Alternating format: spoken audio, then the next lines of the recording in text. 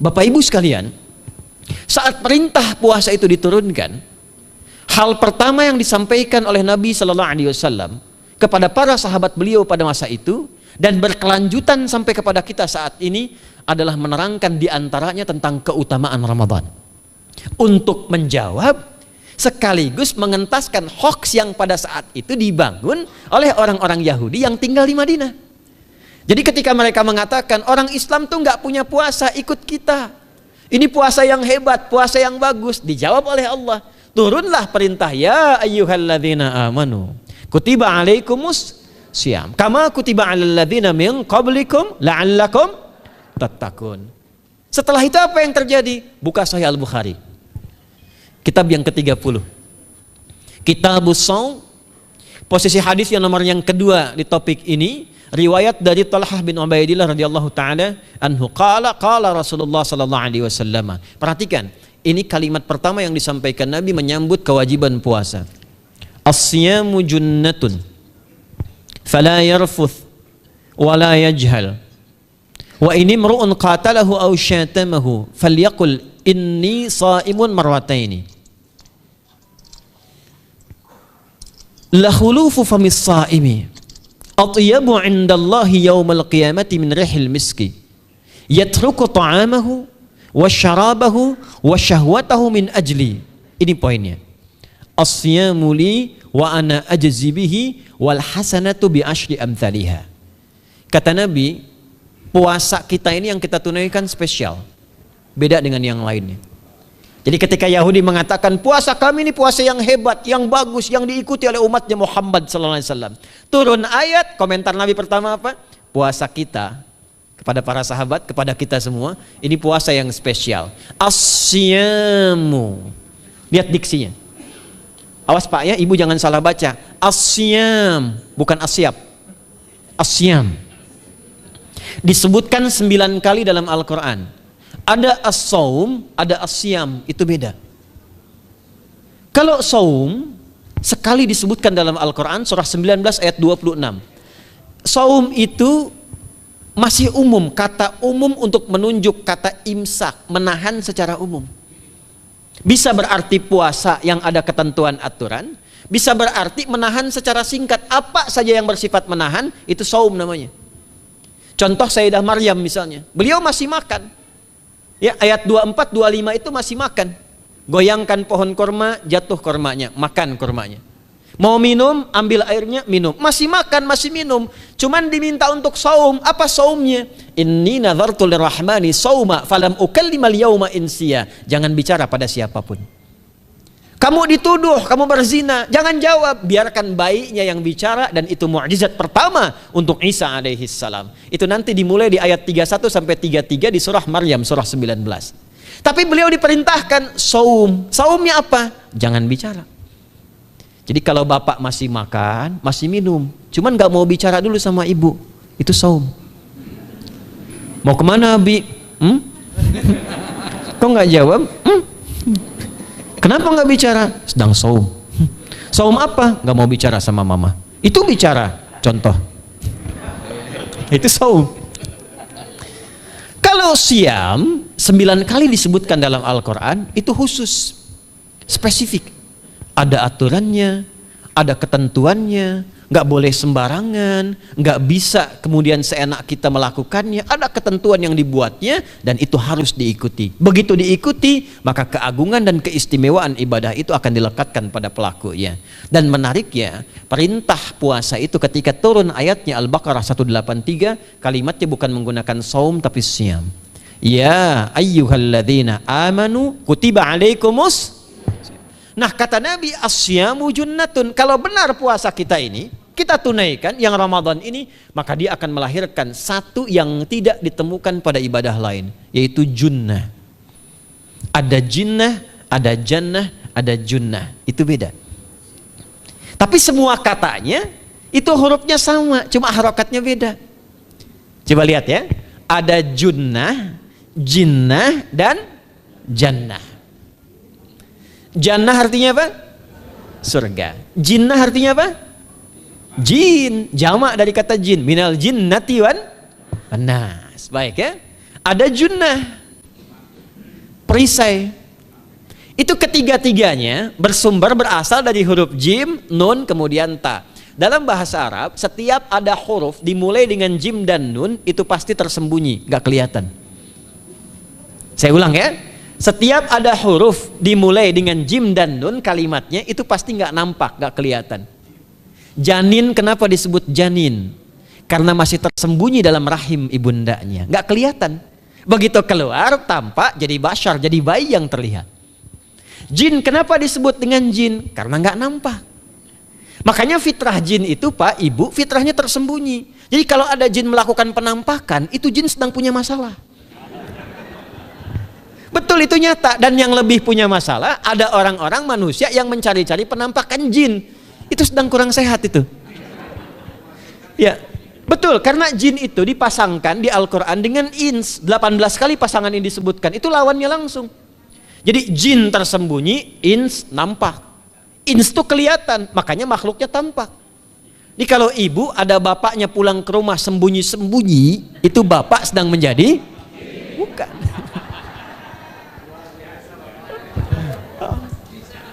Kalau ibu sembunyi-sembunyi nyari dompet bapak, ibu sedang menjadi jin. Itu langsung pasangannya 3 itu. Ins itu seakar dari kata anisah, halus, lembut. Jin kasar, makanya disebut jin. Karena itu jarang ada orang kemasukan jin jadi lembut, tidak ada. Permisi mau ikut kajian sedang kemasukan jin, tidak. Kalau kata-katanya tidak meracau, tindakannya pasti kacau. Karena itu fitrah manusia itu pasti lembut. Kalau ada orang kasar, pasti ada yang salah dalam pergaulannya. Balik. Itu jin. Jannah, kenapa disebut jannah? Karena belum tampak sekarang. Makanya Nabi katakan mala ainun ra'at, nggak sama dengan yang seperti dilihat orang. Nggak kelihatan, nanti kesuksesan tertinggi yang belum tampak disebut dengan jannah karena belum tampak. Junnah itu perisai yang bisa langsung membentengi kita dari setan secara otomatis. Tapi nggak kelihatan. Karena itu kenapa ujung puasa disebut la'allakum tatakun. Tatakun itu dari kata takwa. Takwa itu dari kata wikoyah. Wikoyah itu artinya perisai. Nah, perisainya tidak tampak dalam diri kita. Tapi kalau terbiasa menunaikan ibadah puasa ini, kata Nabi, yang pertama kali akan terjadi pada orang yang puasanya benar, dia akan mendapatkan perlindungan berupa perisai dari Allah, hasil dari latihan puasanya yang dapat membentengi dia dari setan.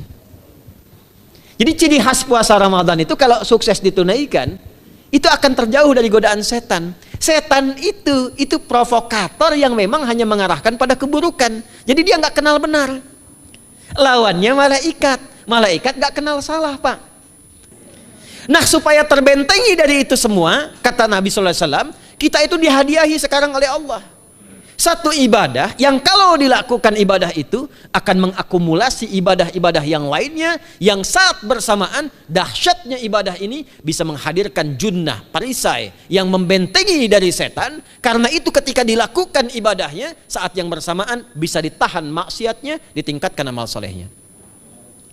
Setan kan ngajaknya pada yang salah kan, malaikat ngajak pada yang soleh. Ramadan itu keutamaannya kalau sudah tiba Ramadan itu selalu kita terdorong pada yang saleh dan tertahan untuk yang salah. Itu hebatnya puasa Ramadan. Kalau nggak percaya silahkan Pak Ibu sekalian. Cuman Ramadan yang saat datang waktunya bisa menghentikan orang berbuat maksiat. Nggak percaya cek. Orang yang punya sifat marah semarah-marahnya, itu saat Ramadan bisa berhenti marah. Buka jam 6 kurang seperempat ada yang provokasi. Dia bisa tahan marah tuh, istrinya bingung, tumben Pak nggak marah, ntar habis maghrib. Bisa ditahan. Orang dusta bisa nggak dusta. Dan saat yang bersamaan, teman-teman sekalian, Bapak Ibu, itu bisa terdorong berbuat meningkatkan amal soleh. Sekarang kita keluar dari sini, ada yang minta, belum tentu dikasih. Nanti Ramadan tiba, sudah nyatat berapa yatimnya, berapa du'afanya, amal soleh naik. Sekarang ada orang ketinggalan sholat fardu terlambat masih biasa. Ramadan ketinggalan sunnah itu gelisah. Betapa ibu-ibu para pejuang yang sangat luar biasa itu berjuang memperebutkan saf pertama setelah maghrib untuk menaruh sejadah. Ah, ini pelakunya nih. Tapi itu hebat, Bu. Saya tanya ibu kalau berjuang naruh sejadah setelah maghrib atau bahkan sebelum maghrib, itu sejadah disimpan di saf itu untuk ngejar sholat apa? Tarawih, bukan isanya. Saya tanya pada ibu, tarawih itu hukumnya sunnah atau wajib? Sunnah. Ramadan tuh jangan, kan yang fardu, ketinggalan sunnah bisa gelisah. Itulah Ramadan. Dan pada saat itulah ketika amal soleh dikerjakan, amal salah ditinggalkan, datanglah junnah, itu perisai yang mengikat setan. Itu yang dimaksudkan di hadis Muslim. Di topik yang ke-13 namanya Kitabus Syam. Hadis yang pertama dari sahabat Abu Hurairah. An Abi Hurairah radhiyallahu ta'ala anhu, anin Nabi sallallahu alaihi wasallam qala, "Idza jaa Ramadhanu." Redaksi yang pertama. Redaksi yang kedua yang bintang 3 di bawahnya. "Idza kana Ramadhanu." Redaksi ketiga yang bintang 4 di bawahnya. "Idza dakhala Ramadhanu." Muhammadiyah itu harus tahu dalil. Ya. Tahu dalil tuh, ya. Idza jaa Ramadhanu, idza kana Ramadhanu, idza dakhala Ramadhanu, futtihat abwabul jannati aw abwabur rahmati. Wa ghulliqat abwabun nari aw abwabu jahannam. Wa sulsilatis syayatinu aw sufidatis syayatin. Ini maknanya. Kalau Ramadan sudah tiba, kata Nabi, maka dibukakanlah pintu-pintu surga. Para ulama berbeda pendapat dalam tafsir tentang hadis ini. Pintu-pintu surga ada yang mengatakan real dibuka. Ada yang mengatakan dengan penafsiran metafor. Pintu surga itu pintunya lewat amalan. Ada 8 pintu surga kata Nabi dalam hadis yang lain, ya.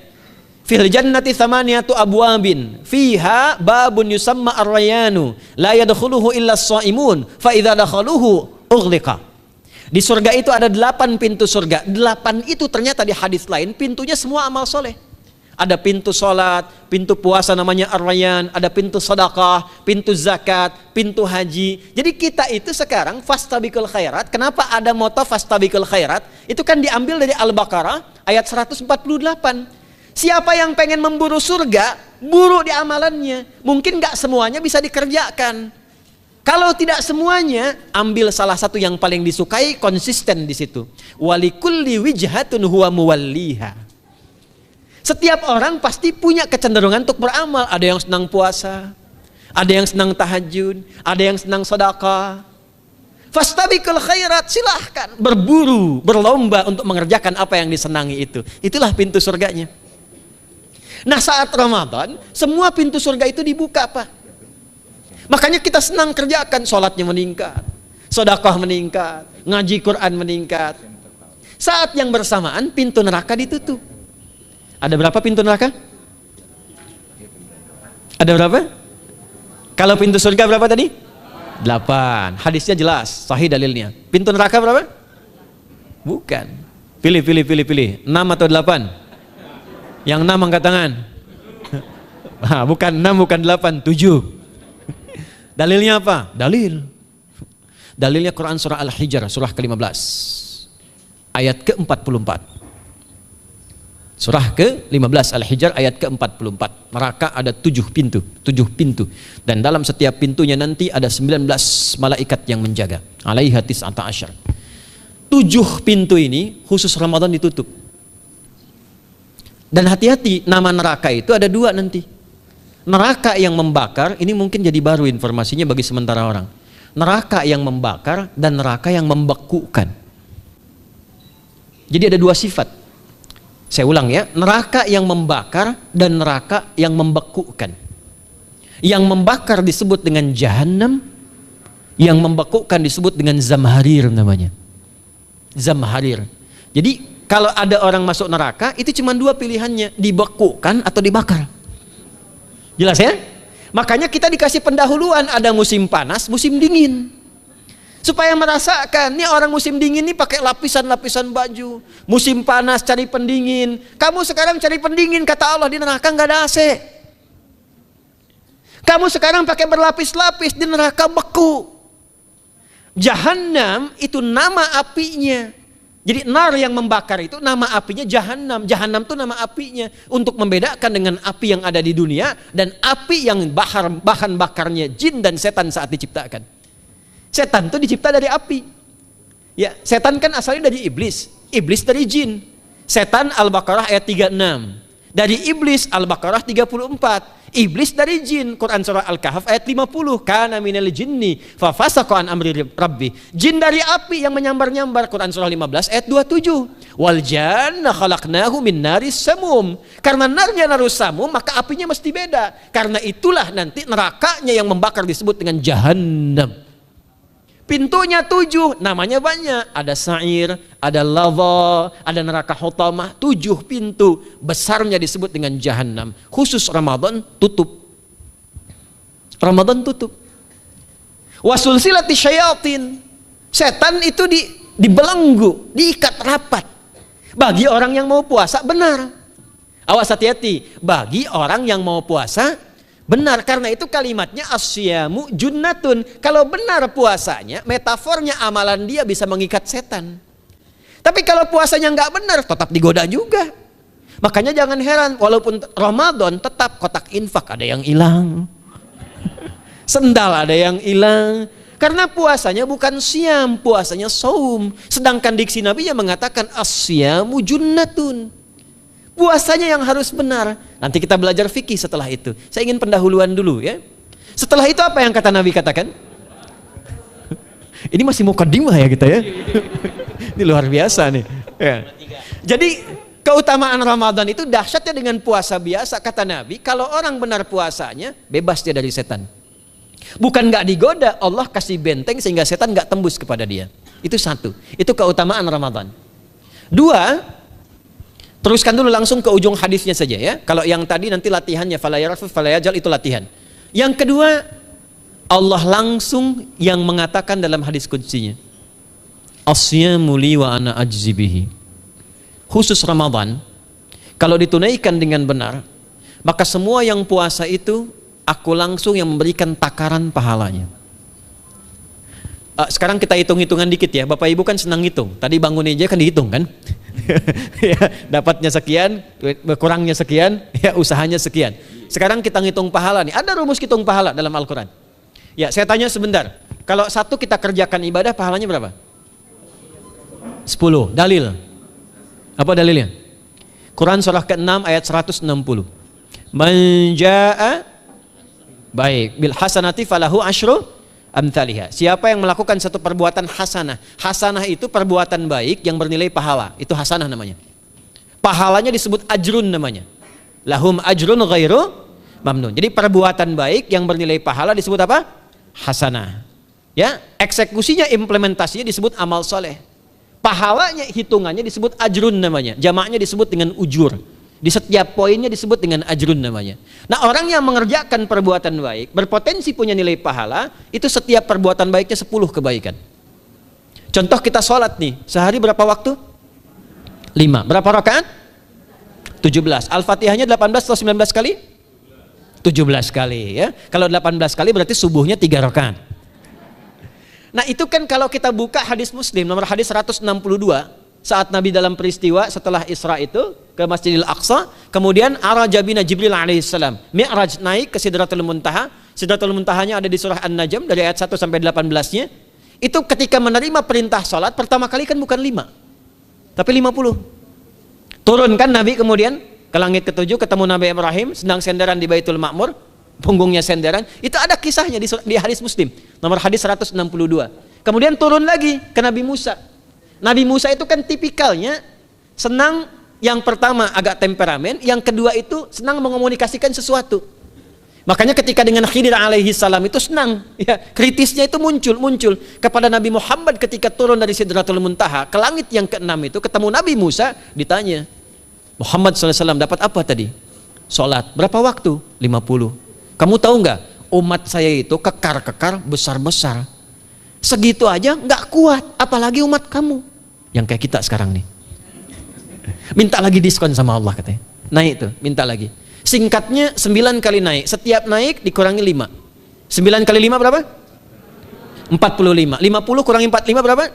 5. Turunlah 5. Sampai 5 pun Nabi Musa masih komennya begini, minta lagi aja diskon. Kata Nabi, saya kurang enak lah, malu saya. Sudah diberikan yang paling pokok 5, dan itu pun belum selesai. Dengan senyumnya kemudian, lihat ini indahnya. Setiap 5 itu Allah menetapkan, setiap satunya punya 10 nilai. Jadi kalau kita kerjakan 5 waktu dikali 10 berapa? 50. Itulah dahsyatnya umat Nabi Muhammad karena keutamaan nabinya. Walaupun 5, nilainya tetap setara dengan yang umat Nabi Musa 50 kali.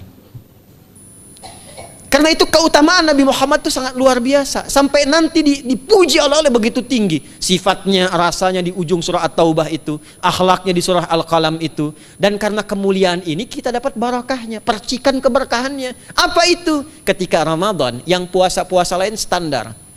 Puasanya umat Muhammad SAW, setiap puasanya itu pahalanya dilipat gandakan tak terbatas. Allah langsung menilai keikhlasan pada hambanya. Paling minimal kalikan 10 kali lipat lagi dari hari biasa. Wal hasanatu bi asyri amthaliha. Jadi kalau sekarang baca Quran sekarang ini, satu hurufnya berapa? Tahu dari mana? Ya, di At-Tirmidzi nomor hadis 2910. Man qara'a harfan min kitabillahi falahu asyru hasanat. Setiap ada orang baca satu kitabullah dengan syarat dia mukmin, muslim, baca satu huruf dari kitabullah, dapat 10 kebaikan. Satu hurufnya 10, Bu, Pak. Walam aqul alif lam mim harfun, saya tidak katakan kata Nabi alif lam mim satu huruf. Walakin alifun harfun, lamun harfun, mimun harfun, wa likulli harfin asyru hasanat. Tapi alifnya satu huruf, lamnya satu huruf, mimnya satu huruf, setiap hurufnya 10 kebaikan. Saya kalau ada papan tulis, saya turunkan ini pakai syarah ilmu arud. Itu dahsyat lagi. Arud itu menuliskan apa yang dikatakan, bukan menuliskan simbol yang ditunjukkan. Jadi kalau kita bilang alif, tulis alif. Dan alif itu kan ada 3 huruf, hamzah, lam, fa. Hamzah berapa huruf? Tulis lagi hamzah. Itu baca Quran kalau ikhlas, pahalanya berlipat. Paling standar satu hurufnya 10. Dan hampir nggak ada orang baca Quran cuman satu huruf. Nun. Udah dulu 10 lumayan. Nggak ada. Pasti banyak itu. Dan Ramadan lebih meningkat lagi. Dan dikalikan 10 lagi, itu paling standarnya satu huruf 100, Pak, Bu. Makanya Ramadan tuh limpahan pahala. Rugi orang kalau nggak ibadah saat Ramadan itu. Nabi aja itu tadarusan Quran sekali khatam. Saat tahun meninggalnya 2 kali khatam untuk ngejar kemuliaan-kemuliaan, contoh bagi kita. Itu Ramadan. Jadi ini yang pertama menjadikan kita mesti sadar Ramadan beda dengan bulan biasa. Maka disampaikan oleh Nabi yang pertama ada pelipat gandaan pahala. Yang kedua ada perisai yang bisa menjauhkan kita dari setan. Yang ketiga, saya tutup mukadimahnya, yang ketiga, hanya Ramadan yang siang malam melahirkan ampunan Allah Subhanahu wa taala. Siang malam. Kita kalau mau nyari ampunan itu bisa kapanpun minta ampun.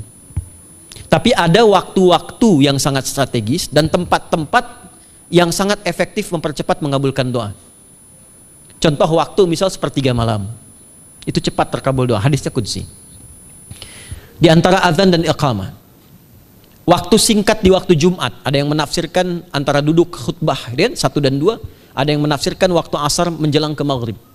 Dan itu nanti sepeninggal Nabi ada di antara istri Nabi SAW memburu waktu singkat yang luar biasa ini untuk berdoa. Hafal doanya ya. Allahumma kfina bihalalika an haramik wa aghdina bi ta'atika an ma'siyatik wa bi fadlika amman siwak. Itu dibiasakan di hari Jumat dibacakan. Ya, hafal nggak? Nah, nanti diputar lagi videonya ya, kan ini kita sampai ini lihat lagi. Ya, kembalikan. Ada yang sifatnya tempat. Mihrab itu mustajab. Makanya kenapa imam itu di mihrab? Karena mewakili makmum untuk berdoa. Karena itu pilih imam yang betul-betul paham fikih salat, bagus bacaannya dan ngerti fikih salat supaya dia sebelum salat melihat ke belakang. Itu bukan cuma merapatkan barisan, tidak, untuk melihat siapa yang salat. Apakah tahan berdiri lama kalau dibacakan bacaan panjang? Atau ada yang buru-buru, lalu bacaannya apa yang sesuai untuk makmumnya, itu fikihnya. Karena itu tempatnya di mihrab, dan mihrab itu viral, tempat yang cepat mengabulkan doa. Maryam itu punya mihrab. Nabi Zakaria saat minta keturunan itu mohon kepada Allah di mihrabnya Maryam. Ali Imran ayat 38 sampai 39. Hunalika da'a Zakaria rabbah qala rabbi habli min ladunka dzurriyyatan thayyibah innaka sami'ud du'a. Fanadatul malaikatu wa huwa qa'imun yusalli fil mihrab. Cepat terkabul doa. Masjid cepat terkabul doa. Tapi Ramadan itu menggabungkan semuanya. Nggak usah tunggu sepertiga malam. Siangnya diampuni, malamnya diampuni. Apa dalilnya? Untuk malam lekat dengan ibadah qiyam namanya. Man qama ramadhana imanan wahtisaban ghufira lahu ma taqaddama min. Siapa yang mampu menghidupkan Ramadan di malam harinya. Dan jangan salah Bapak Ibu sekalian, awas jangan salah ya. Ramadan itu satu paket ibadahnya. Bukan cuma puasa. Ramadan satu paket, ada paket siang, ada paket malam. Dan gak ada paket hemat. Full. Ada siang, ada malam. Dan itu semua sama, cuma beda satu huruf. Hadisnya sama, ibadahnya juga diksinya sama, cuma beda sehuruf. Malamnya qiyam, siangnya siam. Awas ya, malamnya apa? Qiyam, siangnya apa? Siam. Cuman beda satu huruf. Dan itu satu paket. Jadi kalau Anda tertinggal, jangan Anda lah, jangan kita. Kalau ada orang yang tidak mengerjakan semalam, misalnya qiyamnya, cuman siamnya, sah puasanya, benar sesuai rukun, sah. Cuman tidak sempurna keutamaan Ramadannya. Karena itu Allah mengatakan kalau sedang puasa, sempurnakan dengan ibadah malamnya. Itu ada di Al-Baqarah ayat 187. Tsumma atimmus shiyama ilal lail. Muqaddimatul lail, maghribnya untuk puasa, lail atasnya untuk qiyam. Orang yang mampu menghidupkan ibadah malam, jangan salah ya. Nanti kita mulai puasa, insya Allah yang pertama dimulai ibadah malam. Qiyam, bukan siam. Jadi jangan terlampau soleh, puasanya nanti nunggu fajar. Malam itu qiyam. Nah qiyam ini ada potensi ampunan dosa Pak Bu. Jadi kalau kita manfaatkan ibadah ini dengan benar, misal ya, kita kan nggak tahu ajal nih. Tiba kemudian kita manfaatkan qiyam bangun, ditunaikan dengan benar, itu Masya Allah. Meninggal misal dalam sujud, itu jaminannya, ghufira lahu ma taqaddama min dzambi. Siapa yang benar ibadah qiyamnya, sampai detik itu, ditunaikan karena imannya, ikhlas karena Allah, saat bersamaan dia introspeksi diri, begitu dia tunaikan, misal dia meninggal, misal saja, semua dosa-dosa yang pernah dia tunaikan diampuni pada saat itu. Ma itu tanpa batas. Ma taqaddama min dzambi, ma semua yang pernah dia kerjakan dalam hidupnya. Karena itu viral. Sayyidah Aisyah itu pernah minta petunjuk pada Nabi di hadis Muslim. Bertanya pada Rasulullah, "Ya Rasulullah, kalau malamnya saya pengen ibadah dan qadar Allah bertepatan dengan malam Al-Qadar, apa yang saya minta?" Itu sampai diajarkan oleh Nabi doanya, dan doanya sahih. Di At-Tirmidzi dikuatkan lagi dengan lebih lengkap redaksinya.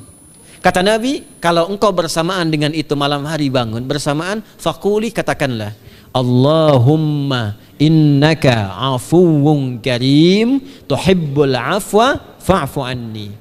Nanti di hadis yang Muslim, Allahumma innaka afuwun, di At-Tirmidzi ada kata karimnya. Innaka afuwun karim, tuhibbul afwa fa'fu anni. Itu malam Bu. Biasanya nunggu sepertiga malam, waktu sahar. Ya, jadi waktu sahar itu waktu singkat menjelang fajar. Kalau subuh sekarang 4:08, itu kira-kira sahar tuh jam setengah 4 lah, ya 3:30 sampai jam 4 itu namanya sahar, bukan lail. Kalau lail dari ba'da isya sampai sahar. Sekarang isya setengah 8 misalnya, jam 8 tuh sampai setengah 4 namanya lail. Jelas ya? Lail tuh malam, jamaknya layali. Turunannya lela, lili, lala itu malam. Ya, ibu leli, ibu malam-malam gitu ya. Gitu. Nah itu waktu menjelang fajar setelah lail, sahar, jamaknya ashar. Ashar itu disampaikan di Al-Quran, waktu terbaik untuk istighfar. Quran surah 51 ayat 18. Wabil ashari hum yastaghfirun. Yang biasa istighfar berpeluang dapat ridho Allah dan disiapkan surga terbaik, melebihi kemewahan dunia. Itu ada di ayat ke-16, 17, 18. Ya, dari ayat 15-nya, 16-nya, 17-nya adalah untuk yang saharnya, 16-nya itu kalimatnya. Ya, 16-nya yang dengan mengatakan Rabbana amanna faghfir lana dzunubana wa qina adzabannar. Ayat 17-nya as-sabirina was-sadiqina wal qanitina wal munfiqina wal mustaghfirina bil ashar. Itu hari biasa seperti sekarang. Ramadan dari ba'da isya sampai terus lagi sampai masuk waktu fajar, siangnya pun masih ada ampunan Allah. Man shoma ramadhana imanan wahtisaban ghufira lahu ma taqaddama min. Saya tanya sekarang, siapa yang enggak punya dosa boleh angkat tangan? Yang dosanya banyak boleh angkat tangan. Tuh, saking banyaknya kita nggak bisa ngangkat. Sekarang rubah kalimatnya. Yang ingin masuk surga angkat tangan. Insyaallah. Yang ingin surga Firdaus angkat tangan. Tuh. Maka ironi itu tampak dalam perilaku kita. pengen ke surga, tingkatan Firdaus, tapi ngaku dosa banyak. Itu dia. Maka Allah punya sifat Rahman dan Rahim. Rahman untuk dunia, Rahim untuk akhirat. Maka diberikanlah kesempatan Ramadan untuk menggugurkan semua dosa itu. Karena itulah Bapak Ibu sekalian, penting kita menyiapkan, karena nunggu Ramadan itu nggak mudah. Dan nggak semua orang itu akan sampai kepada momen yang dimaksudkan. Karena itulah malaikat Jibril itu langsung komen. Ya, jadi ada dua riwayat nih, Nabi yang berdoa, malaikat yang mengaminkan, ada malaikat yang berdoa, Nabi yang mengaminkan. Jadi Nabi akan naik memberikan tausiah di mimbarnya. Mimbar Nabi itu ada 3 gundakan. Begitu naik ke gundakan pertama, ada 3 gundakan. Lalu tibalah kemudian beliau bersabda. Ada riwayat Nabi yang berkata, malaikat mengaminkan, ada riwayat sebaliknya. Malaikat yang berkata, Nabi mengaminkan. Raghima'an forajulin. Awas, hati-hati nih. Raghima'an forajulin. Liman adraka Ramadhana falam yughfar lahu. Terhina di hadapan Allah Subhanahu wa taala. Kotor dirinya. Bu'dan, jauh dari rahmat Allah. Liman adraka Ramadhana, siapa yang sudah disampaikan ke bulan Ramadan falam yughfar lahu, tapi tak mampu mendapat ampunan Allah Subhanahu wa taala. Karena itulah saya ingin cepat. Satu, kenapa Ramadan istimewa? Karena ada ampunan Allah yang sangat luar biasa. Kenapa Ramadan istimewa? Karena ada pelipat gandaan pahala.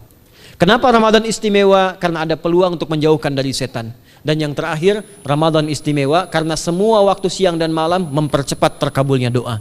Itu yang dijamin di ayat 186 dalam rangkaian ayat Siyam dari ayat 183 sampai 187. Ayat 186-nya khusus untuk mempercepat terkabulnya doa.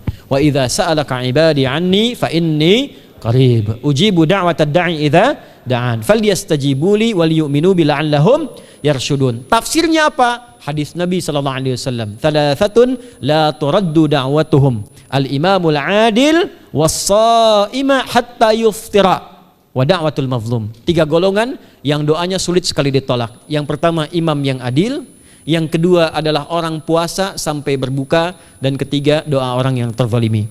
Jadi kalau Bapak Ibu pengen cepat dikabulkan doanya secepat kilat, maka jadilah pemimpin yang adil. Kalau belum mampu, latihan puasa. Kalau belum mampu lagi, banyak-banyak terzalimi dan berdoa. Ya.